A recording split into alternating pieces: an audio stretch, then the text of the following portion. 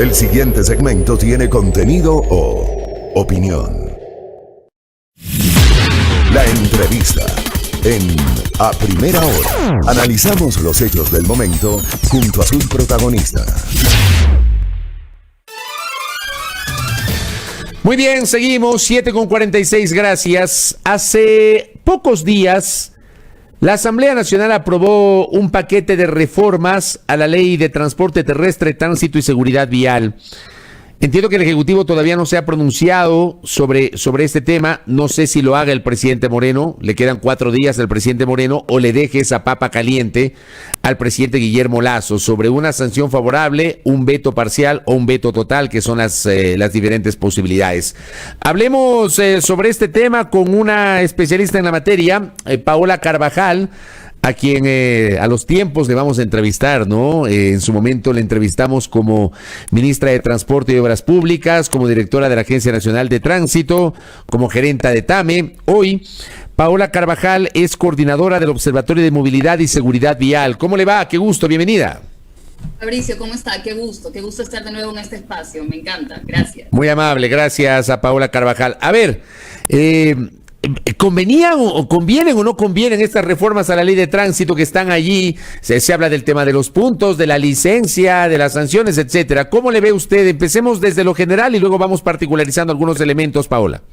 Perfecto. Mire, yo creo que, era necesaria la reforma, definitivamente, porque hemos aprendido muchas cosas. De hecho, los municipios ya tienen sus competencias, tienen algunos años ejerciéndolas, se va aprendiendo cosas nuevas, entendemos que hay tendencias internacionales, nuevas experiencias, entonces sí, estamos de acuerdo que era necesaria una reforma. Ahora, si es buena o mala, creo que nos quedamos en la mitad.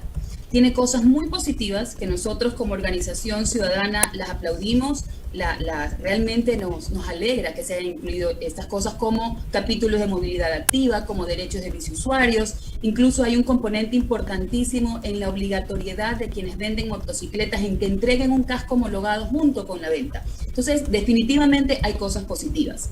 Pero ¿qué nos preocupa? Que esta ley, que sobre todo debería enmarcarse en el cuidado de la vida, luego se desvían un poco los objetivos. Esta ley tiene como principal objetivo el cuidado de la vida. Resulta que elimina un sistema por puntos que ha funcionado a nivel internacional muy bien, que posiblemente tiene que ajustarse, pero que al eliminarse ya no va a conseguir el objetivo deseado, que era la modificación de las conductas riesgosas al momento de estar atrás de un volante. Eso definitivamente nos preocupa. ¿Se elimina el sistema de puntos o se lo reforma, o se lo modifica o se lo flexibiliza, Paola? Y vamos a decir que se lo flexibiliza, pero esta generar un incremento de muertes en las vías de forma importantísima. Y ahí mi pregunta es, ¿quién va a ser el responsable de la mayor cantidad de muertes en nuestras vías? Los asambleístas que lo aprobaron, ellos van a ser los responsables. Ellos dicen y respaldan la ley, porque fue una ley que fue aprobada con bastantes votos. ¿Realmente leyeron todos los artículos? ¿Realmente entendieron el efecto que van a causar? Esa es nuestra preocupación desde la ciudadanía. A ver, ¿cómo queda la parte de los puntos? Sí, ya nos aclara que es una suerte de flexibilización y no eliminación, pero ¿cómo queda esa parte de los puntos y cuál es la diferencia con lo que hoy tenemos respecto de los puntos de la licencia, Paola? Mire, yo entiendo que había un pedido de los ciertos gremios de transporte que podría ser válido, es decir, no me sanciones 2 veces, no me sanciones con multa económica y no me sanciones con una reducción de puntos, porque estaría pagando como doble pena. Perfecto, digamos que ese es un sentir que yo respeto y hasta cierto punto podría compartir. Entonces, si el objetivo era no sancionar de forma doble, entonces hubieran eliminado la sanción económica. Porque esta ley no es una ley recaudatoria, esta ley no tiene que buscar levantar dinero, por decir de alguna forma. Esta ley tiene que buscar modificar la conducta. Entonces, ¿cómo queda? Esta ley manda a derogar los artículos del 388 al 392 del COIP, en el cual están las contravenciones de tránsito. Obviamente hay una lista súper amplia de estas contravenciones. Y a estas contravenciones ya no les quitas puntos, solo los sancionas económicamente. Pero ¿qué tipo de conductas hay en estas contravenciones? Si usted deja a un niño dentro de un vehículo sin supervisión del adulto, ya no le quita puntos. Si usted irrespeta a la autoridad, no le quita puntos. Si usted lleva a mucha gente en el balde de una camioneta, no le quita puntos. Si usted no lleva placas en su vehículo, no le quita puntos. Y una serie de otras conductas que son riesgosas. Entendamos una cosa, Fabricio, y esto es importante, y me voy a tomar un minuto en la explicación. La licencia de conducir es como un crédito social, es un permiso que te da la ciudadanía, la sociedad, para que tú puedas conducir. Este crédito social viene con 30 puntos. Si tú te comportas de forma adecuada, mantienes tu crédito, está perfecto. Es como cualquier crédito bancario o cualquier registro crediticio. Si tú te comportas mal, estos puntos se van eliminando como sanción, obviamente, porque no te estás comportando de forma adecuada. Recordemos que la conducción no solo me afecta a mí, afecta al entorno en donde yo esté. Entonces, como sociedad hay un castigo. Y ahora resulta que ya no va a haber ese castigo. Entonces es un tema económico que si quiero lo pago, si no busco y lo impugno y lo apelo y se pasan 3 años y ya no lo tengo que pagar. Entonces ya no se va a conseguir esta modificación de conducta y créanme que para todas las organizaciones sociales estamos realmente preocupados. Pero los puntos, por ejemplo, la pérdida de puntos se mantiene para otras contravenciones, por ejemplo, sí, el exceso de velocidad, el mal estacionado, ¿y eso se mantiene o no?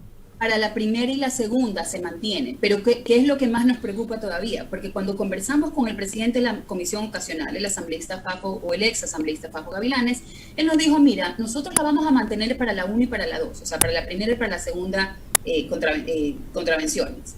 Y ya verá la nueva asamblea si lo modifica el próximo COIP y mete más tipos de contravenciones en la primera y en la segunda. No tiene sentido. Entonces otra vez se vuelve a desvirtuar todo. Entonces, ¿para qué modificarlo? ¿Para qué se adelantaron? Se tuvieron 3 años para tratar la ley. ¿Por qué aprobarla en una última semana? Y encima dejan complicado el proceso de veto. Porque claro, tenemos 30 días desde el 4 de mayo que se remitió al Ejecutivo y nos cae 3 de junio, si no me equivoco. Entonces va a tener el nuevo gobierno 7, 8 días para revisarla. Y es una ley que reforma 240 artículos. Es una ley de 5 artículos. A no ser que el actual gobierno esté revisando y emita una decisión antes del 24 de mayo.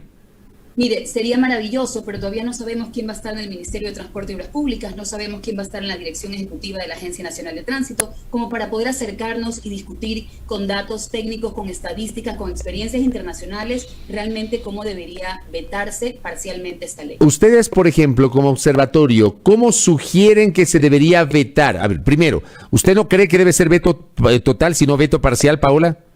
Así es, debe ser un veto parcial. Veto parcial. Nosotros enviamos, desde el observatorio enviamos un documento con pedido de alrededor de, eran 17 páginas, pero me parece que eran 15 o 20 artículos que pedíamos un veto parcial. En el caso específico del sistema de licencia por puntos, nosotros lo que solicitamos es que se elimine la sanción económica y se mantenga la reducción por puntos. Pero aquí hay un tema importante, porque muchos gremios del transporte creen que es como un ataque hacia ellos, a decir no, porque vamos a quitarle los puntos. Esto es a todos los conductores, profesionales y no profesionales. Recordemos que la mayor cantidad de siniestros, Fabricio, lo hacen los vehículos particulares. Y aquí yo le voy a robar otro minuto, porque yo tengo que dar cifras para sensibilizar. Y vamos a hablar del año 2019, porque el 2020 fue bastante atípico por la limitación en la movilidad. 2019, la Agencia Nacional de Tránsito reportó 2.180 fallecidos en sitio. 2.180 fallecidos, más los que fallecieron 30 días posterior, que hay bastante más y podríamos llegar a 3.500 aproximadamente, no es una cifra oficial. Hablemos de 2.180. Y resulta que en muertes violentas, si usted revisa en internet, se reportan 1.188 para el 2019. Entonces se están muriendo más ecuatorianos en las vías que por muertes violentas. Esa es la atención que nosotros estamos pidiendo. Esa es la necesidad de recursos técnicos, humanos, económicos que se le tiene que dar a la seguridad vial. La seguridad vial debe ser el paraguas bajo la que se estructura todo el tema de tránsito y todo el tema de transporte terrestre. Correcto. Ese documento que usted nos señala, ¿le ha hecho llegar también al Ejecutivo?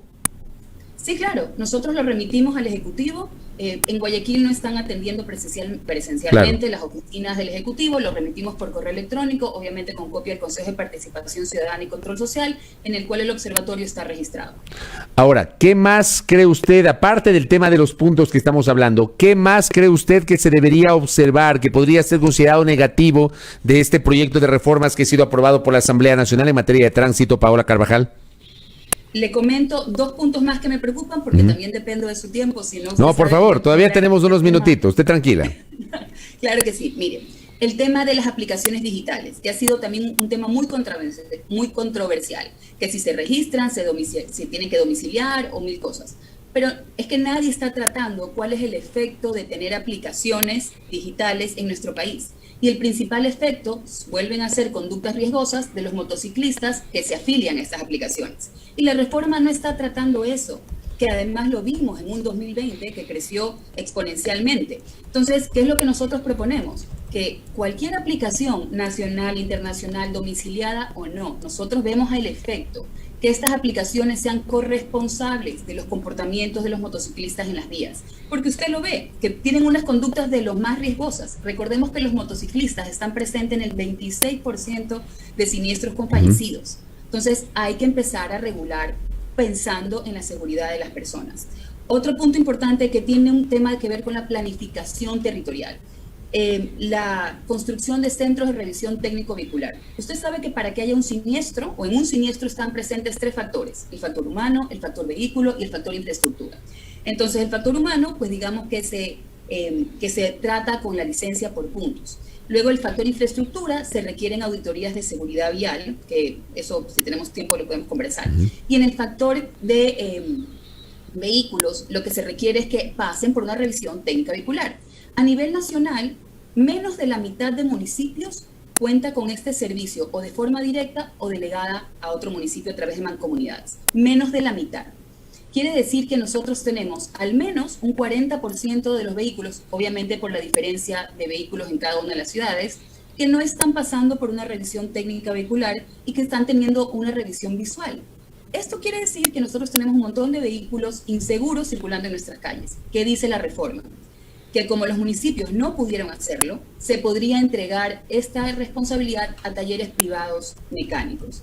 Este es un modelo que no funcionó, no ha funcionado a nivel mundial, no funciona correctamente en nuestro país vecino, en Colombia. ¿Por qué vamos a replicar cosas que ya sabemos que no funcionan? Esto se debería tratar a través de un ejecutivo fuerte, una Agencia Nacional de Tránsito fuerte, que defina un plan territorial, que dé cobertura adecuada, geográfica, y además le asegure al ciudadano que bajo ciertos indicadores, como por ejemplo 1 hora de viaje, 30 minutos de viaje, pueda acceder al servicio. Pero eso tiene que planificarse. Esto no es cuestión de poner frases lapidarias en una ley como que incluyen ellos, que tendrá que haber un centro de revisión técnico vehicular en cada provincia del Ecuador. Las capitales, en cada capital de provincia del Ecuador. Las capitales de la provincia no necesariamente están en la mitad de cada una de ellas geográficamente, entonces tampoco tiene sentido. Una vez más, una ley tan importante para cuidar la vida tiene que estar sustentada en datos, en análisis, y realmente discutir con la sociedad qué es lo más beneficioso. La reforma a la ley de tránsito de alguna manera modifica el estatus que al momento existe respecto de las competencias de los gobiernos locales, que ya tienen justamente el manejo del transporte terrestre, tránsito y seguridad vial. No sé si fortalece o cambia los temas de las mancomunidades entre cantones pequeños, mantiene las municipalidades más grandes con el esquema actual. ¿Hay alguna modificación en ese sentido, Paola? No realmente, porque ese es un proceso que está en la Constitución, se tiene que respetar, el traspaso de competencias es obligatorio, o sea, las competencias tienen que estar en los municipios. Pero lo que sí hace es transferirle ciertas otras actividades. Por ejemplo, aquellos municipios que estén preparados podrán entregar licencias y placas, lo cual a mí me parece interesante en la medida que el sistema informático y la plataforma general en el Ejecutivo sea fuerte. Yo creo que es una buena forma de asegurarte que siempre vas a tener placas y que siempre vas a tener licencia. Porque en los últimos años hemos visto que la respuesta es: no hay licencias porque se acabó el material. Eso no puede pasar. O sea, no puede ser que tú no puedas acceder a tu licencia porque no hay un plástico o porque no hay una lata de metal, no puedes tener placa, porque ya sabemos que eso tiene también implicaciones de seguridad ciudadana. Entonces, esto sí se le puede otorgar, a mí me parece positivo, en la medida que el Ejecutivo se fortalezca. La reforma, que bien usted lo anotó en la primera parte en extenso de esta entrevista sobre el tema de la licencia por puntos, pero le pregunto a usted, ¿la reforma endurece algunas multas, endurece algunas sanciones o las mantiene las que están vigentes, Paola? No, las mantiene, realmente las mantiene. Nosotros vemos con preocupación que no se analizó desde el punto de vista de cómo cuidamos la vida, qué es las reformas que se tenían que hacer. No queremos un veto, total, nos gustaría un veto parcial, porque ante un veto total en un año no se puede tratar, y este también sería una pérdida de tiempo. Queremos un veto parcial Y obviamente, pues las cosas que no están contempladas, nosotros estamos preparando un borrador de ley de seguridad vial. Nos olvidamos que la seguridad vial no es solo hacer campañas y ir a escuelas. La seguridad vial es un tema técnico mucho más amplio, sobre el cual tiene que caer el resto de planificaciones. Correcto. Paola, vamos a ver qué pasa. Yo no sé si el Ejecutivo el actual tenga dentro de sus prioridades en sus últimos 4 días la decisión sobre este tema, o le va a dejar la papa caliente al nuevo gobierno, que tendría menos de 15 días para revisar justamente el veto parcial, la posibilidad de un veto parcial a este proyecto de reformas. Vamos a estar pendientes de aquello. Paola, una cosa más, y quiero aprovechar la oportunidad que estoy conversando con usted para cambiar de tema. Quiero pedirle su opinión sobre el cierre de TAME, usted que fue gerenta de TAME. ¿Se justifica que se haya cerrado esta aerolínea o no? Paola Carvajal. Fabricio, usted me hace una pregunta que sobre todo me duele en el corazón, porque TAME era nuestra línea aérea. Yo creo, por lo menos en el tiempo que yo estuve y en las cuentas que yo vi, TAME tenía una situación muy complicada, pero TAME era viable. TAME era viable, definitivamente, y era viable a través del desarrollo de una alianza estratégica con una aerolínea internacional mucho más potente que se empezó a tratar. Tristemente, hubieron otros intereses en el camino y yo por eso renuncié. ¿Intereses de qué? Otros intereses con los cuales yo no compartía, Fabricio. No me jale más la lengua. Pero intereses justamente para destruir la empresa, para cerrar la empresa. No, porque la empresa, para que no sea viable, habían otros intereses. Mire, yo revisé toda la parte financiera de TAME. Ojo, yo tengo que reconocer que yo experta en aviación no era, pero sí entiendo de logística, porque obviamente el tema de transporte al final es un tema de logística y lo comprendía muy bien y tuve muchísimo tiempo estudiando y analizando y conversé y me asesoré de expertos. De hecho, tuvimos asesoría internacional para revisar todo el leasing de los aviones. Que había una oportunidad de renegociar para poder mantener la empresa en operación. Renegociamos con mire, por ejemplo, nosotros renegociamos con el agente de servicios que te atiende en los puntos donde tú no estás localmente. O sea, en el extranjero, ellos te daban el servicio, nosotros negociamos con algún porcentaje para baja importante, renegociamos con las partes de piezas, de entrega de partes y piezas de reparación. Yo creo que TAME era viable en la medida que se buscara una alianza estratégica en la cual nosotros empezamos a conversar. Pero en su momento, el que era, digamos, mi jefe, coordinador de empresas públicas, creo que no le gustó la idea y no me dejó avanzar. Y yo no podía permanecer así. Correcto. Paola, seguiremos hablando de los temas de tránsito que usted los maneja al dedillo. Le agradezco mucho por estos minutos. Que tenga un buen día. Gracias.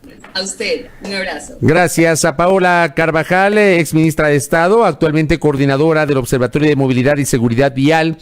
Su visión crítica respecto de algunos de los temas que fueron incorporados por la Asamblea Nacional dentro del proyecto de reformas a la Ley Orgánica de Transporte Terrestre, Tránsito y Seguridad Vial.